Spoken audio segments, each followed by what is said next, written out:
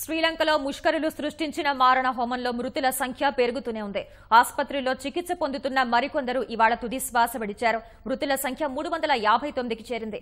ఇంకా వందలాది మందికి వేర్వేరు ఆసుపత్రుల్లో చికిత్స కొనసాగిస్తున్నారు. వారిలో కొందరి పరిస్థితి ఇంకా విషమంగానే ఉందని వైద్యులు తెలిపారు. 7 ఆత్మాహుతి దళ సభ్యులు జరిపిన ఈ దాడికి ఐఎస్ ఉగ్రవాద సంస్థ బాధ్యత ప్రకటించుకుంది. పోలీసులు ఇప్పటికే కొంతమందిని అరెస్ట్ చేశారు. నిన్న రాత్రి కూడా వేర్వేరు ప్రాంతాల్లో పోలీసులు తనిఖీలు చేసినట్లు అధికారులు వెల్లడించారు. ఇవాళ కూడా కొలంబోలోని సావాయి సినిమా సమీపంలో సైన్యం నియంత్రణలో పేలుడు జరిగినట్లు అధికారులు తెలిపారు. ద్విచక్ర వాహనం అనుమానాస్పదంగా కనిపించడంతో సీటు తెరిచేందుకు ప్రయత్నించినా కుదరలేదని, కాబట్టి పేల్చివేసినట్లు శ్రీలంక రక్షణ శాఖ మంత్రి రువాన్ విజయవర్ధనే తెలిపారు. అయితే అది బాంబు కాదని తేలిందన్నారు. మొత్తం మృతుల్లో విదేశీయులు 39 మంది ఉన్నట్లు చెప్పిన ఆయన 17 మంది మృతదేహాలను కుటుంబ సభ్యులకు అప్పగించినట్లు తెలిపారు.